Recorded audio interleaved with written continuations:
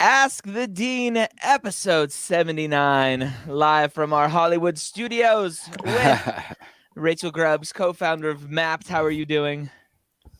I am excellent. I'm in Ohio, which is kind of like Hollywood in the sense that it's not. There's probably a Hollywood, Ohio. I guarantee. Oh, yeah, somewhere. Somewhere. We have hills in Yeah. parts of Ohio, just like the Hollywood state, does. the state of the great school, the University of Cincinnati, that is in the national playoff picture. Go Bearcats. Yay! Yeah, I'm not used to saying that. Right? Yeah, But they're they, going to get destroyed. Yeah, they are going to get you destroyed. know what, though? We still got to be proud of how far they've come. You can be proud, but just look at Notre Dame in the last couple of years. They get destroyed every time they make it in.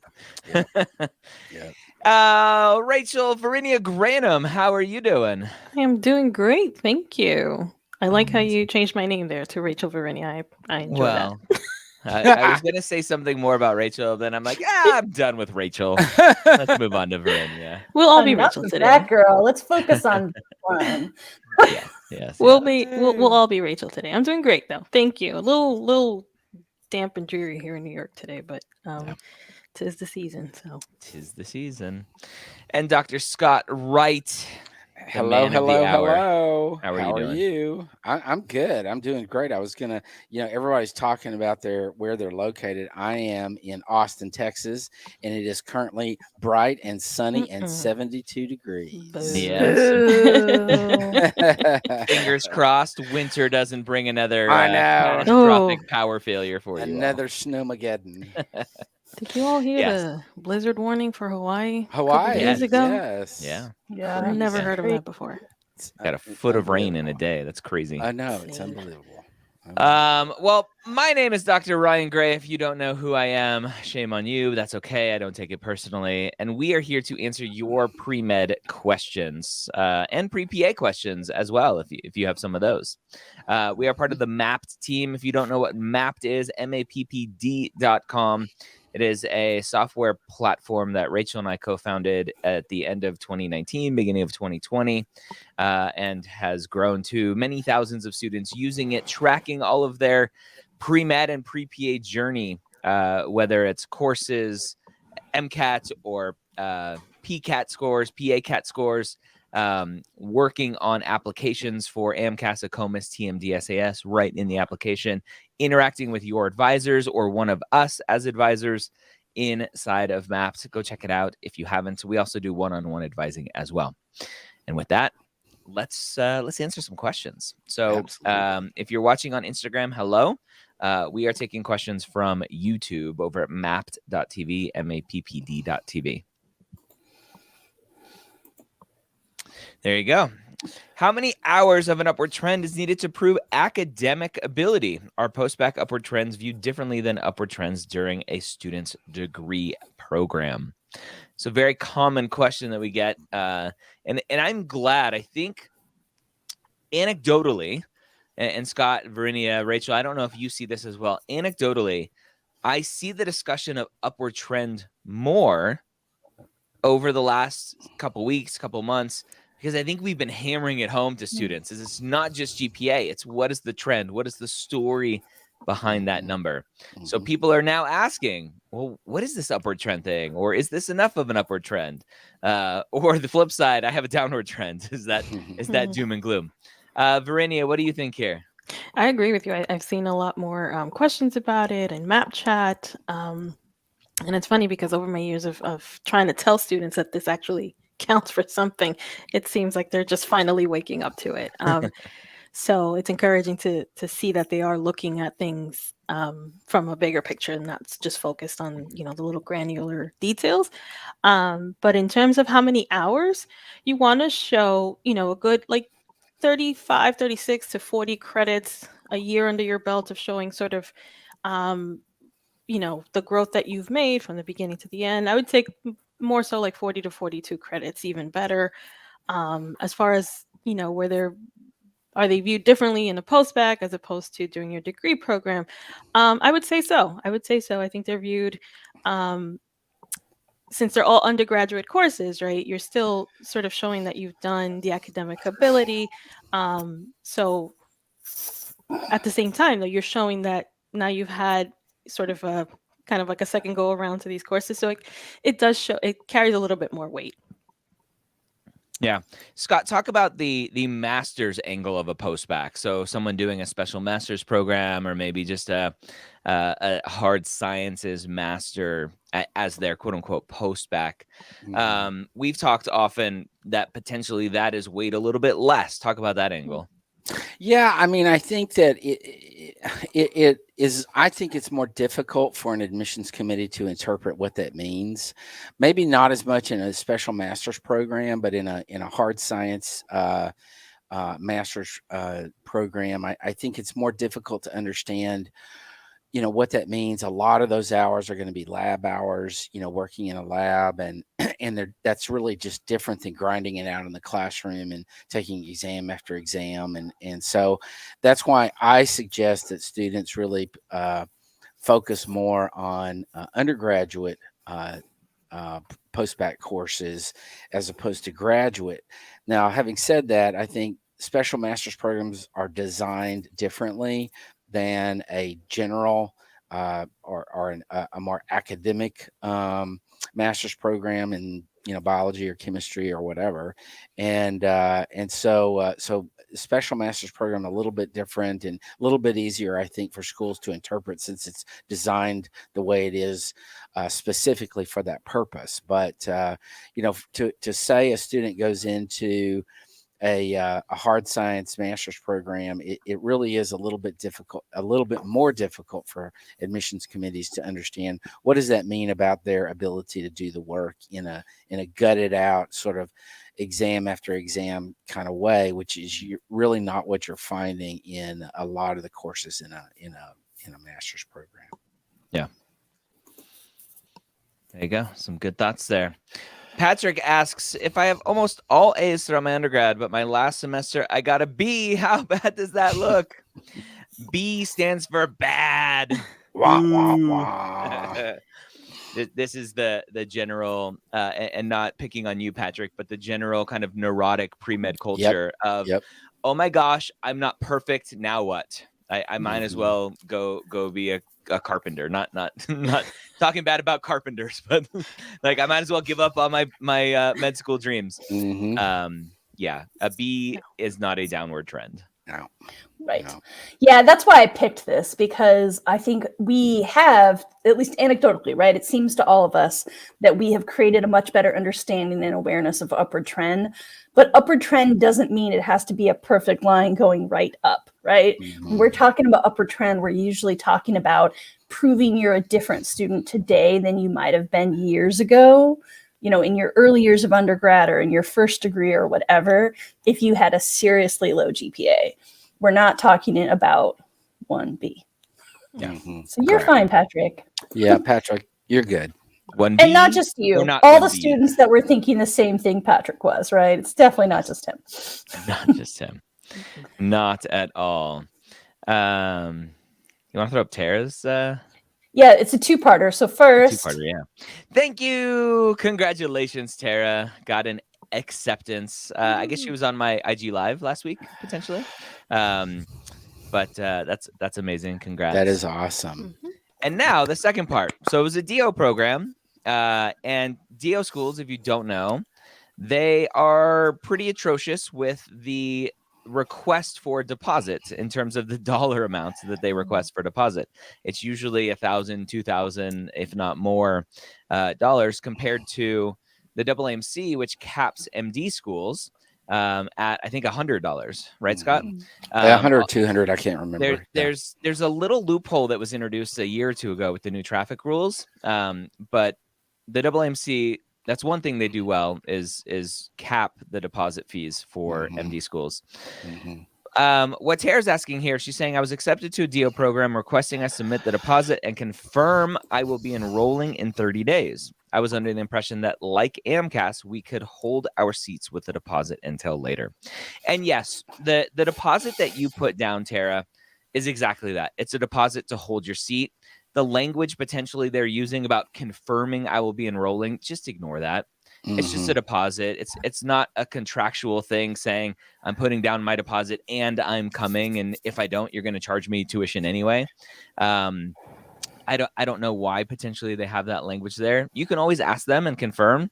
But what Tara is referring to from the AMCAT side are these traffic rules where you are accepted to a medical school, an MD medical school. You put down a deposit, and then there are different dates in the calendar cycle, the application cycle, where you have to confirm once and for all, like, this is the school I'm going to, and you do it within the AMCAS portal, I think, and you say, I'm coming here, and then you basically tell all the other schools that you were accepted at that I'm no longer coming, I'm not interested anymore.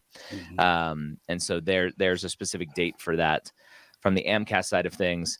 DO side of things, there really isn't. You just put down your deposit and then eventually you go. So you can put down multiple deposits for DO schools. It's just really hard because they're very expensive, and you lose that money. Yep. All right. Except, is coaching kids a sport activity considered as leadership? So coaching, leadership. Yeah, I would say so. Absolutely. Heck yeah. Yeah. Yeah, I always tell a Easy. story about a student who I met at a speaking gig here at the University of Colorado School of Medicine. She said her advisor told her to stop coaching soccer because it's not related to medicine and it's a distraction and med schools aren't going to like it. And I said, au contraire, mon frere. Oh, yeah. I said, coaching soccer, if that's your passion, keep doing it, because number one, you like it, right? It's coaching soccer probably isn't going to burn you out because you enjoy it, you like it, and it could be a good release for you with all of the other pre-med mishigosh you got going on. Yep. But also, being a coach potentially tells me things without you needing to sell them in an activity descriptions. It tells me potentially that you are a good leader, that you have good communication skills, that you have good organization skills, right? All of that thing from being a coach. So yeah, do it. That's the most terrible advice I've ever heard. Yeah, that's terrible. Just sorry. Not my advice. Not right. No. The other advice is, yeah, no. Yeah, I always wonder when I hear those things, like grain of salt, right? Like, Yeah. we're getting it third hand. Something's weird. All right. Question from Amber. Amber asks, I'm doing a do-it-yourself post-bac online through UCSD extension. I have some C- pre-req classes in Gen Chem to retake. Would it be okay to retake these through extension, or should I take them in person at my community college? What do you think? You know what? I think that I would prefer the UC extension. I think that's going to be seen as more of a thing to an admissions committee. Yeah. Yeah. What about the online aspect of it? Are we kind of potentially over the online negativity with COVID going, hey, guess what? The world still turns. Yeah, no, I think so. I mean, we're still in COVID, and there's a lot of there's still schools that are solely online, and so I think we're still in that window where that's going to be seen as okay. Yeah. Okay. Awesome. Jasmine asks, can you talk about the post-deliberation process done by institutions after an interview for medical school? Scott, let's have you, since you were the former director of admissions at UT Southwestern. Talk about the craziness that happens post-interview in terms of accepting people or rejecting people. Yeah. So what happens is they take they write everybody's name on a piece of paper, and they get at the top of a staircase, and they throw them all down the staircase. And the ones that fall to the bottom are accepted. And as they go, that's the alternate list. Oh my I knew it. I knew you were gonna go somewhere. I love those memes online where the teachers are like, "You think I grade all these by hand?" And they just throw a stack of papers. No, seriously though, Jasmine.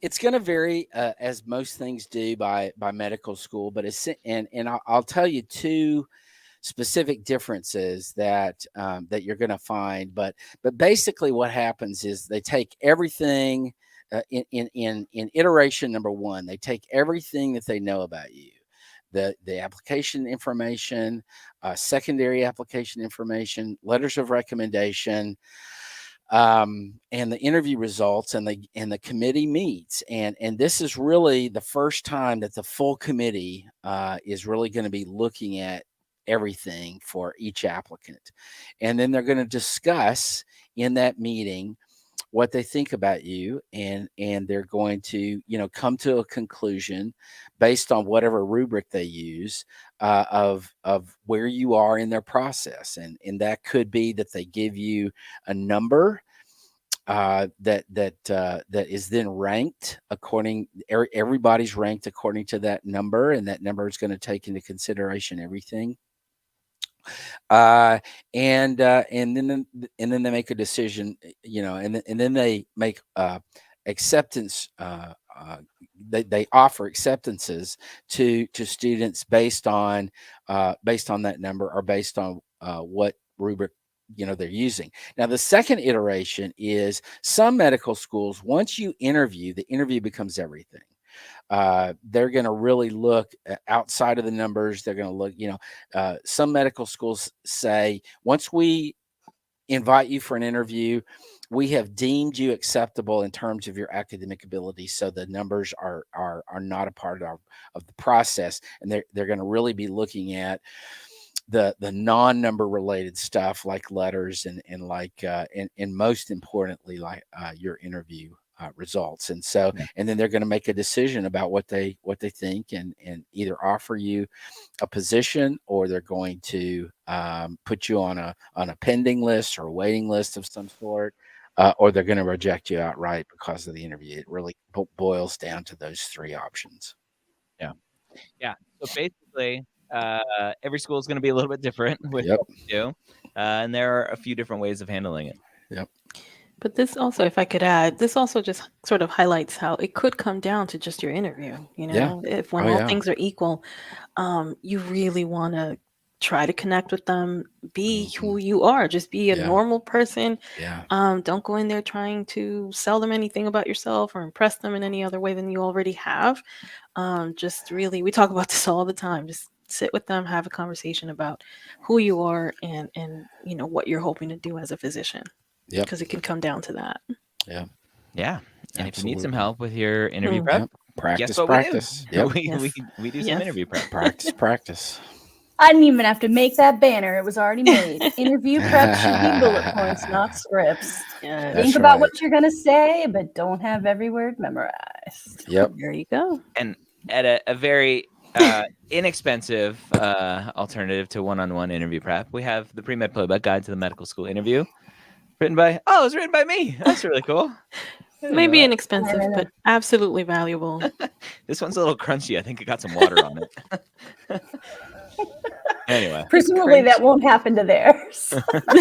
Hopefully not. I did get one of my very first Amazon reviews, and I think it's still there, said, it gave me a 1 star, and it said, the book smells. I don't control that. It comes from an Amazon warehouse it was shipped to there from the printer. Like, I don't control any of that. Oh, wow.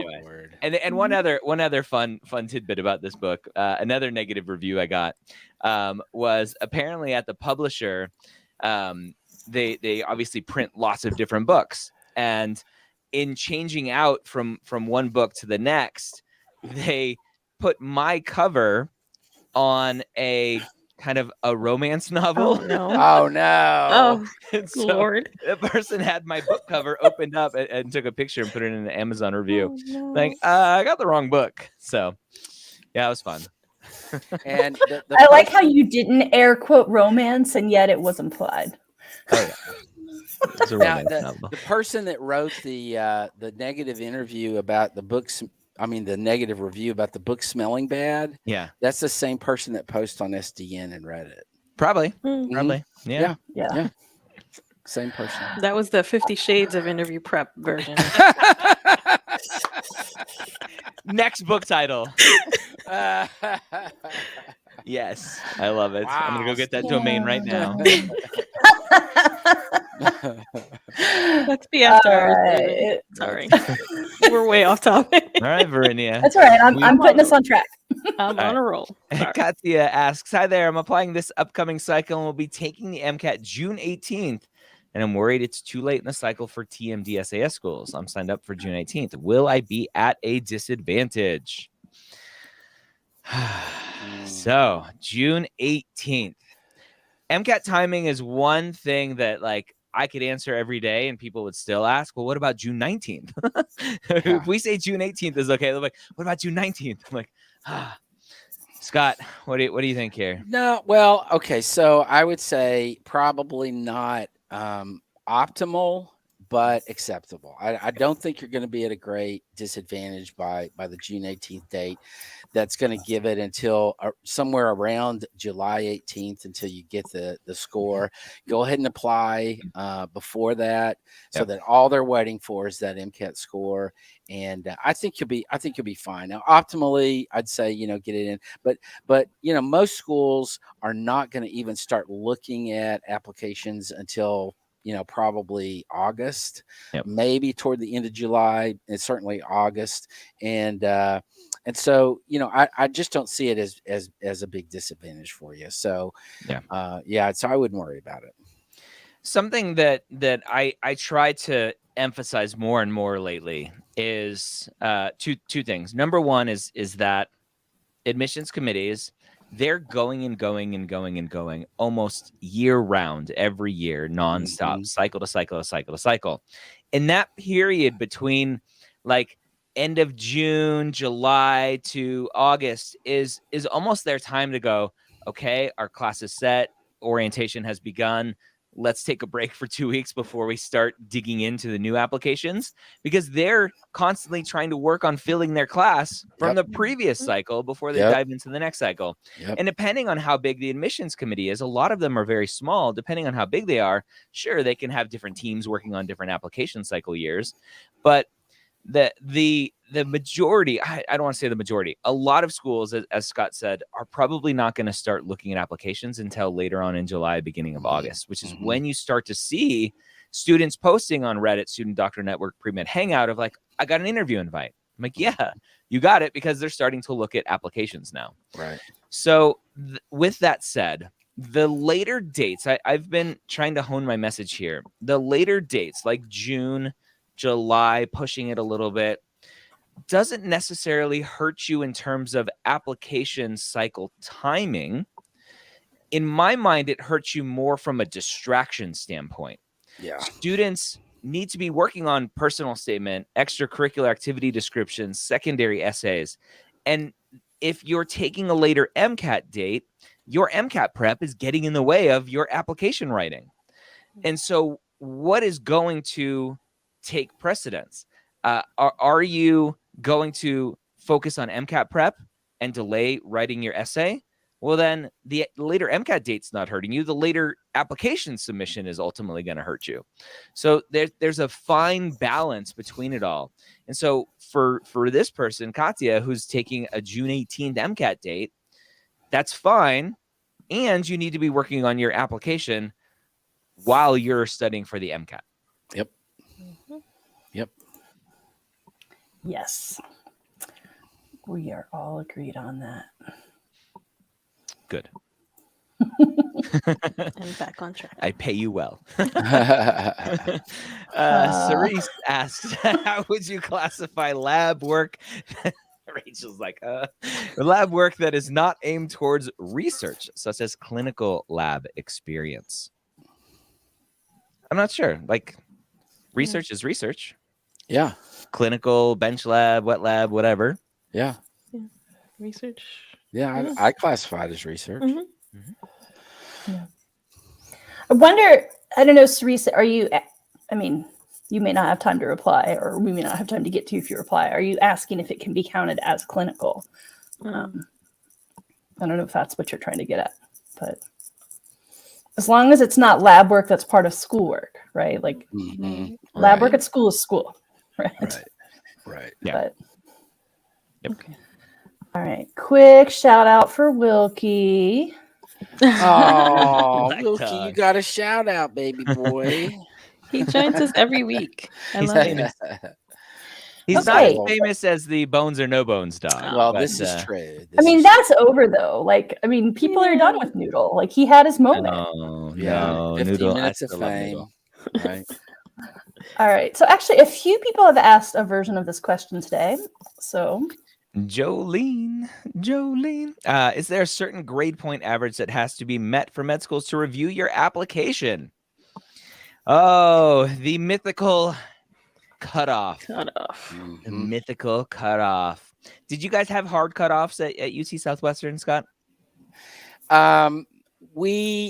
It's a little bit difficult to say, but we generally would have a 3.0 sort of, not really a cutoff, but a point at which if a student was below 3, we would really look deeper to see, like, if they had, to see trends, to see, I mean, we would look at trends for everybody, but we would look deeper. So it wasn't really a cutoff, but we would, think if it's below 3, there has to be something really stellar else in the application that's going to justify us really spending any time with it.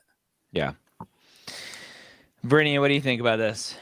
I was just about to say, there are going to be schools that screen for that, and they're just not, there's just nothing you can do about it. So it's hard to say what, would it be great for everyone to have a 3.7 and above GPA? Sure, of course. But as Dr. Wright was just saying, once you get to below a 3.0, there needs to be something else to sort of, warrant the second look. But like I said before, there are schools that are going to just, they're just going to screen it and they're going to cut you off for that. So you can't worry too much about it. Really just focus on what you bring, what's your story, what's your motivation for all of this, and focus on that and focus on really bringing that out in the application. Sorry, I was going to make another point and I just lost it. But yeah, at the end of the day, as you mentioned, Bernie, is you can't really worry about what the schools are going to do. The only thing that you can control is you and your performance. And so if you have an undergraduate track record of like a 2.5, then yeah, that's not great. But you know what you can do? You can do a post-bac and get as close to a 4.0 as possible with your post-bac. Yep. And your cumulative GPA may still not be above a 3.0, but if you have that 35, 40, maybe 50 credits of a post-bac as close to a 4.0 as possible, med schools will see that. Med schools don't just see that final number and go, whatever, we don't care. Right. But there are some med schools that will just filter based on final number, and they just don't care because they have 10,000 applications and there's no reason to look at yours because they just are overwhelmed, and that's just their process. Right. What you will find, from a legal standpoint, what you will find is schools are going to not talk about what their cutoffs are that they may have internally. Very few schools will publish cutoffs, and that allows them some wiggle room to say, oh, like the dean's daughter is applying to our medical school and her grades are atrocious, but we are going to accept her because it's the dean's daughter. And we can't get in trouble because we don't have published cutoffs. So you got to protect from the lawyers, unfortunately. Yep. But this also ties back to, sorry, I remembered the point I was going to make, that the whole conversation about upward trends, right? That we were talking about before. And a post-bac is an opportunity to show that you can, bring your grades up or, bring your GPA up and sustain in a sustained way. That's all. Definitely. Rachel, did you have a point? they've all been made. You guys are great. Monica asks, is working full-time in a direct patient care role seen as service in the same way as volunteering is? Is full-time work compensatory for lower amounts of volunteer hours? Thank you. Rachel, I'll punt this one to you. we often see this question where students worry about these quote unquote volunteer hours. Like there's some mythical, like volunteer hours proves that you are a good person and willing to sacrifice yourself for others. Talk about that. Right. So, first of all, it's okay to get clinical care, your direct patient care, paid or unpaid. Being able to get clinical care unpaid, frankly, is a luxury. Not everyone can afford to give their time away like that. And a lot of applicants that we've worked with are career changers who are getting, they worked as a paramedic or worked as a nurse, and that's amazing patient care while it happens to also pay your bills. So when you're talking about clinical, paid or unpaid is fine. Now, this separate question, Monica, that you're asking about volunteering, what I want you to do is reframe that to community service. There are some med schools that if you're reading their requirements, their recommendations, will say we'd like to see clinical experience and we'd also like to see community service. And when they're talking about doing that, now they're talking about helping populations that are less privileged, maybe that are historically marginalized. So, that doesn't have to be clinical at all. It might be soup kitchen work. It might be Habitat for Humanity. Some schools care about that kind of community service work more than others. So we do recommend that students, if possible, get some. But I wouldn't be trying necessarily to slice and dice your full-time job into community care work, right? That's just a paid job, and it's with whatever population it's with.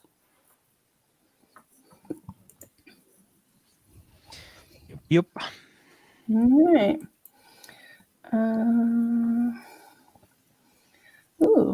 Ben Beecham. Ben, following your guys' rule of thumb with Thanksgiving, what advice do you have for people who have yet to hear anything regarding an interview?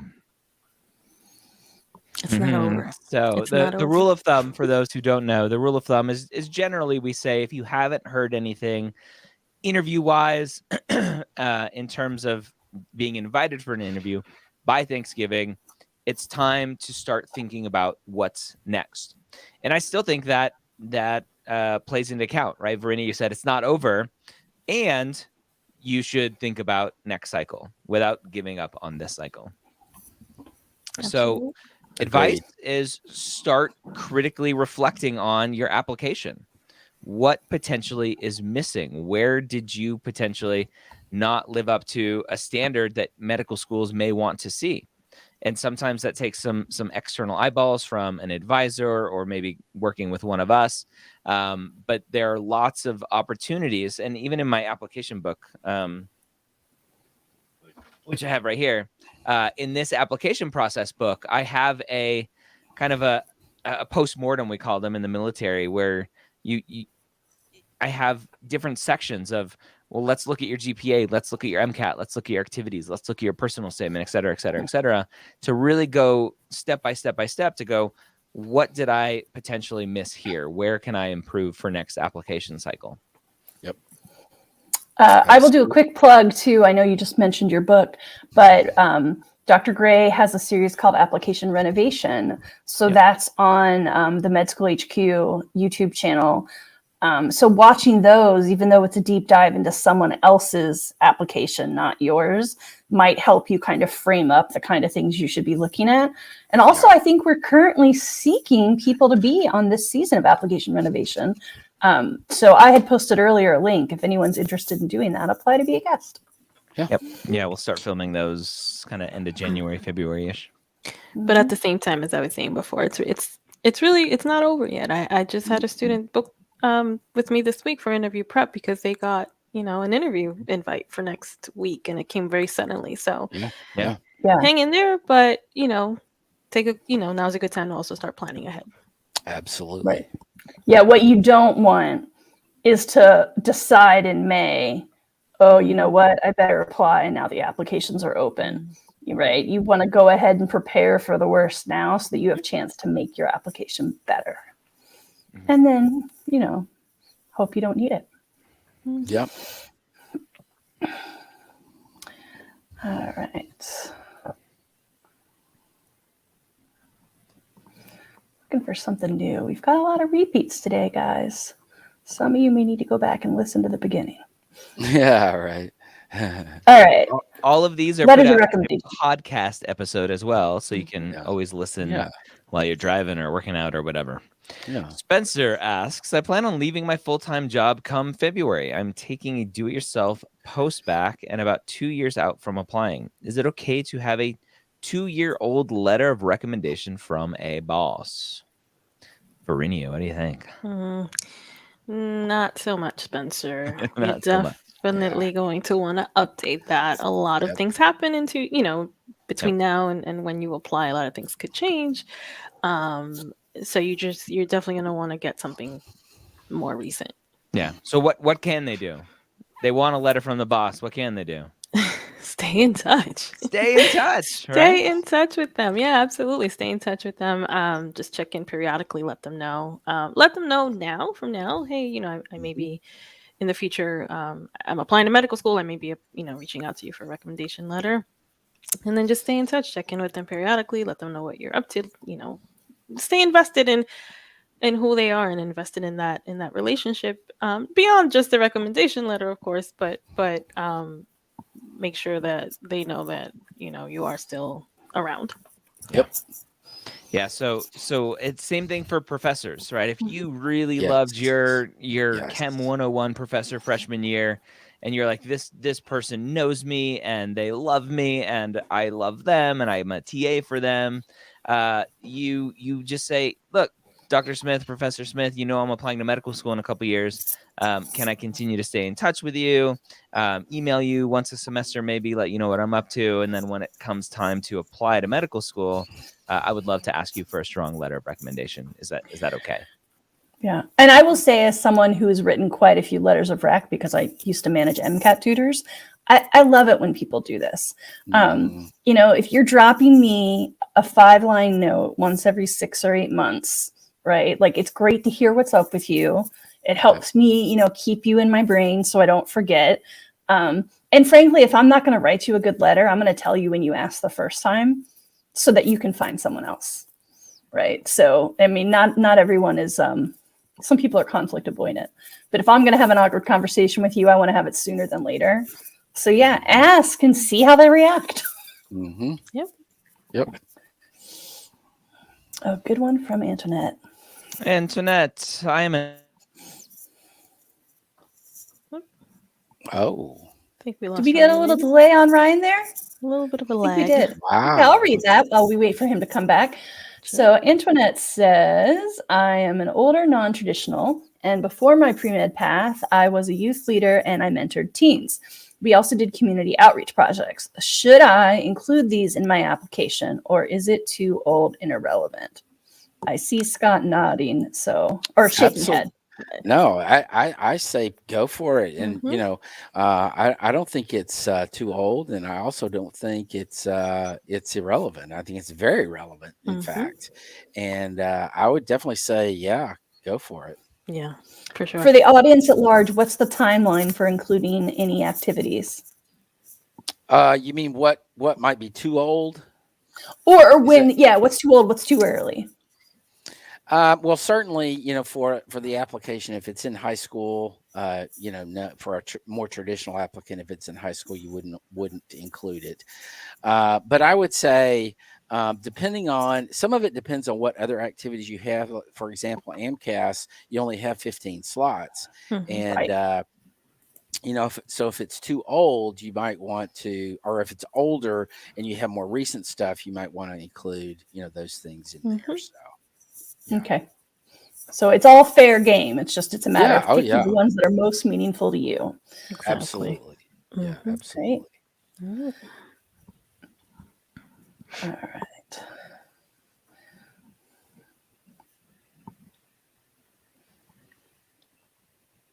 All right. Looking for some more new topics here. Yeah, we got a lot of great questions today. We have to choose a winner today too, if we. Oh yeah. Okay. Well, if there's one that really jumps out at you, let me know. Here's our friend Magnolia Med. I'll read it and then someone can answer. So McKenna asks, how valuable is networking through info sessions / open houses? She says, I live in Texas and I've considered trying to attend as many as possible. Does it make a positive impact on application if they remember you? Scott, you want to take this one? Yeah, I had this question, or we had this question, I think last week, didn't we, Yeah. Bernie? Yeah. Something very similar to this. Mhm. And so I would say go ahead and make an effort, but don't have that as your purpose for doing it. Mm. Make the effort that you're going to make to attend those information sessions and open houses for your own benefit, and because you want to get something out of it in terms of what the school is about, what they're looking for, stuff like that. Mhm. Don't do it for networking purposes. I don't think, even if they do remember your name, I think that is not going to really enter into the process that they have in terms of consideration, because then it would be unfair to every other applicant Mhm. that had not been able to attend an open house or whatever. And so I would say, if you're going to do it, and I think they're very valuable, do it because of what you're going to get out of it, not for purposes of putting your face in front of them. Right.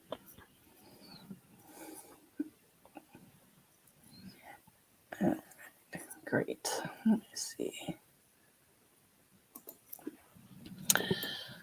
Sean asks, how do med schools look at a gap in clinical activity?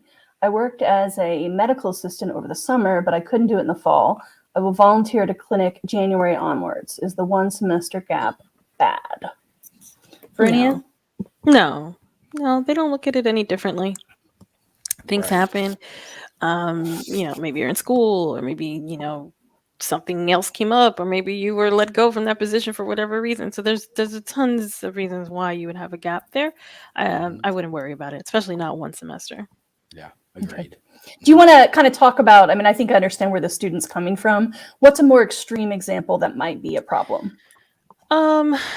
If let's say you started off as an MA, and then 4 or 5 years later is when you decided to start pursuing clinical activities again, and that's an extreme example, right? So maybe like a year or two, or something like that. That's a much bigger gap. And if there's nothing else going on during that time that's not like clinical related, then that's more of a concern. Yeah, I think another good example would be, you get involved in several different things, such as volunteering or whatever, and your grades suffer because of it. Mm. And then the next semester you quit everything to focus on your grades. The concern might be, can you actually multitask? Mm. Can you do more than just one thing at a time? And so I would say, your schoolwork is going to be very important. Obviously, you don't want to jeopardize that, but you also need to be able to, have the wherewithal to be able to do, both at the same time.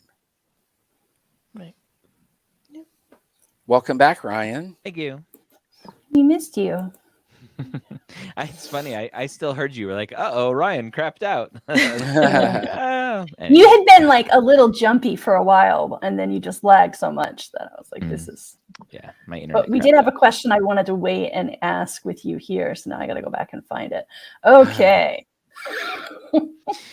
Lifeline, my formal post back has a linkage to a DO school that I believe I would love if I'm looking into general surgery as a specialty. Would DO be a disadvantage to match? So the dreaded DO disadvantage question.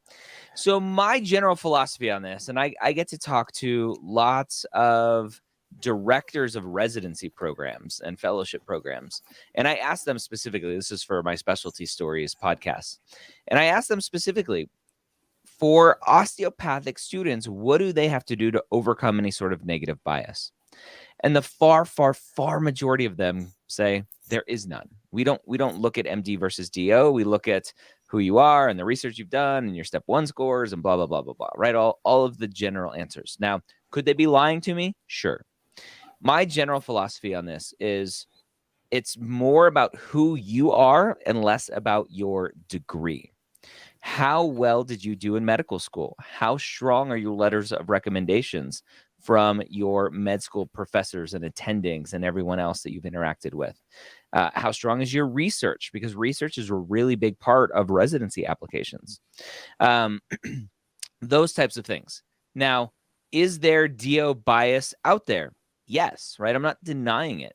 But you're usually going to find it at the more quote unquote prestigious institutions like Harvard or Yale or wherever, right? The kind of uppity nose in the air type crusty old white guys running the institutions, they're still going to have a little bit of DO bias. Could you find some in some rural hospital somewhere where there's a residency program? Sure. In general, my answer to this is you'll be fine. And there's still some DO bias out there. Yep. So I have just a quick little plug for a future guest for the pre-med years. Verinia, I think you saw this video. There was a physician who presented to deans of osteopathic schools and said, here are some issues that osteopathic schools are going to run into in the future. It was a really good presentation. I really liked it. And so I'm going to bring him on because his presentation was all one-sided without any kind of questions back. And so I'm going to have fun really diving a little bit deeper with him to go into some questions and see how we can support his thoughts. It'll be fun. Should be interesting. Yeah, I'm excited for that too. I watched a lot of that video, but I got frustrated because I wanted a transcript. I'm a read learner. She says on her video where she's communicating verbally. Sorry, friends. All right. Let's see. Lots of questions here about worried about your past. Let me see if I can find one that kind of sums it up. Anupa, what would be the best way to approach an AdCom prior to applying about a very complicated and non-traditional application, like people with a solid upward trend, multiple schools, retakes, etc.? Scott, from the former director of admissions side of things, what were your rules around interacting with students who would email questions and want advice? I would try to be pretty open to that. It does get a little overwhelming and not quite possible to do it all, to address all the questions that come in. But I think it's worth an attempt to contact somebody at the medical school and say, hey, I've got a really complicated background and I really need some advice, and just see what they'll do, and contact multiple medical schools. Don't just don't put all your eggs in one basket, but and I think you'll get some response. Yeah, typically before you apply, a lot of schools will have different rules of engagement once you are an applicant versus a student just asking for advice. And a lot of schools will just tell you they don't have time. They'll take the stance that if they can't reply to everyone, they'll apply to no one. Or other schools will take Scott's kind of route and be like, I'll help who I can, but I'm probably not going to help everyone. Right. So just ask, email, phone, whatever works best. Yeah. Right. And Anupa did say what would be the best way to approach. So I think kind of just to reiterate, we talked about just ask and before you apply. What I will add to that as a third point is ask before you give the whole story. Those of you who've listened for a while know I try to have a trauma-informed life, trauma-informed advising. It is not cool to dump all your stuff on someone who hasn't said they're ready for it. Sometimes I think I'm just reading an email and then I am elbow deep in a lot of trauma. And I mean, it's just, honestly, I understand you're carrying the trauma. It's a burden to you, so you need to share it. But you want to think about how detailed is that first email? The first email is, can I have a conversation? Not, here's the tone. And the reason I'm saying that is not to dismiss anyone with trauma. If anything, I feel deeply for you. What I'm saying is, see if you can engage, then engage. Yes. And I would probably say, even when they say you can engage, still don't write a tome. Nobody's got time for that. Correct. Right. Short and sweet. Yeah, and that can be really hard to do, right? So maybe you have to write a tome and then edit it down. But yeah, think about how limited their time is and try to really give them something concrete that isn't just here's my life story, react, but here are my concerns. Do you have advice about these particular issues? Yep. I have a rule on Instagram DMs. I do go in there and answer as many questions as I can. I take the approach that Scott takes of like, I'm going to help as many people as I can, but there's a lot of people who I just don't respond to. But I have one very simple, easy rule. If I have to scroll to get to the top of your question, I'm deleting it. Yep. You heard it here, folks. If you want Ryan to answer you, keep it short and sweet. Short and sweet. And that's a good advice for anything. That's Mm-hmm. good advice for an update letter. That's good advice for a interest letter. That's good advice for a thank you note. It's good advice for any kind of communication that you have with pretty much anybody in the process. It needs to be short and sweet. Get to the point and end it. Yep. Can I share Mapped real quick with students and have them see our Mapped chat advising? Obviously, they're interacting with us a ton here. But one thing that we can do is in Mapped now, and this is still relatively new, is inside of Mapped, we have this advising tab. And you can either add your school advisor. We have here, this is general school advisor. If your school advisor chooses to interact with you in Mapped, they have access to your files in a read-only way, and they can interact with you here. It's free for them to do that. But you can also, as an add-on to Mapped, interact with us. And you can see here Rachel and this Mapped demo account just going back and forth, having some fun. You can see Dr. Wright's name in here as well. So if you value us asking or answering your questions and you want a little bit more interaction and a guarantee that we'll answer your questions, you can sign up for Mapped and then add this Map chat advising on as an extra and ask your questions in here. So just wanted to share that. I love that you did that. And I do want to just say, yes, we guarantee we'll answer it. Usually we aim for within a business day. If your Mapped account is blank, we can't really help you. Yes. So it's 30 or 45 minutes. Take the time to fill it out. Because, the whole point of using that is that we really have detailed information for you and can get specific. And if you just say, here's my GPA, that's not the same as letting us look at all those trends. Right. But yeah, take advantage of it. You get 30 days free with this code that I've put up here, 30 days free in the banner. That's plenty of time to do your data entry after finals and then shoot us a note. And it's good practice for when you're applying. It Definitely. is Entering all that information. Definitely. Oh, just to clarify, Clemia asked, so where can we find the video about osteopathic schools? So this, it was a physician, right? Has a video on his own channel, but Ryan's bringing him onto pre-med years. So that'll drop in, I don't know, a few weeks. Yeah, I'll post a link to the video here. I found it. Right. So I'm posting the link right now.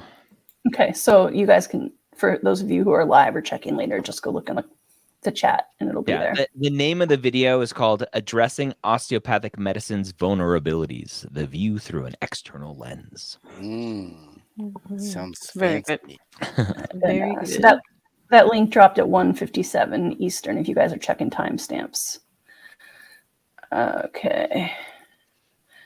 All right, got a few minutes left. Let's see. Oh, Canada. Sophia, hi. In Canada, it is almost impossible to get shadowing experiences, especially now during COVID. Any recommendations to the pre-med applicants that are applying to U.S. med schools? So this is definitely a common issue among Canadian applicants applying to U.S. medical schools. And the answer is really do what you can do. Are U.S. medical schools going to lower their quote unquote standards because you're a Canadian applicant? They understand, right? Obviously, it's a very known thing, I think, for admissions committee members and people who live and breathe the pre-med world, that in Canada, shadowing just doesn't exist. And I think in one province, it's actually illegal. So you just do what you can do. There are some ways potentially to get your foot in the door through volunteering or maybe working in the hospital to where you have a back door to the relationships and connections with physicians, so that you can shadow through that method of you don't go to the hospital and say, hey, I want to shadow, but you're working there, you're volunteering there, and you run into Dr. Johnson and she's like, oh yeah, you can come hang out with me for a couple hours after work. So that there are ways. Yeah. Yep.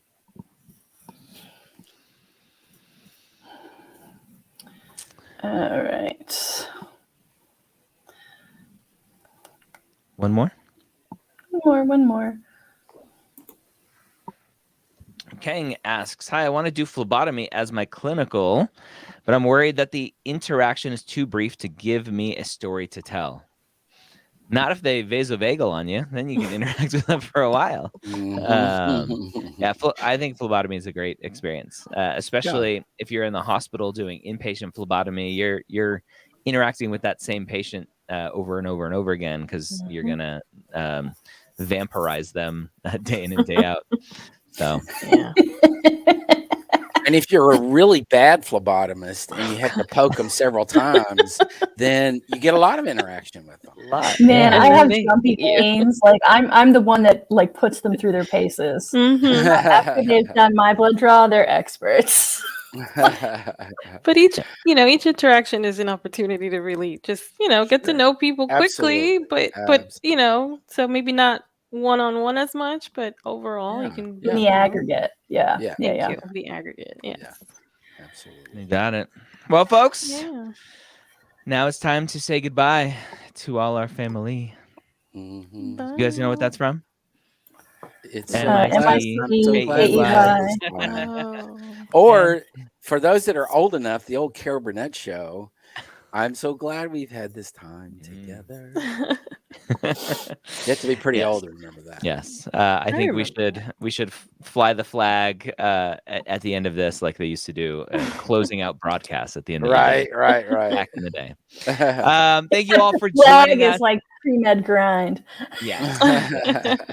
Thank you all Sorry. for Wrap joining up. us. We're here every Wednesday, almost every Wednesday usually, at 1 p.m. Eastern. We love having you asking those questions. Again, if you want deeper interaction, ask more questions, go check out mapped.com and get that Mapped chat add-on, as we call it, to interact with us here at Mapped. So, Verinia, Rachel, Scott, thank you for your amazing inputs and your expertise. And Thank you. we're out. Yes. Bye, Yeah. all. Bye, everybody.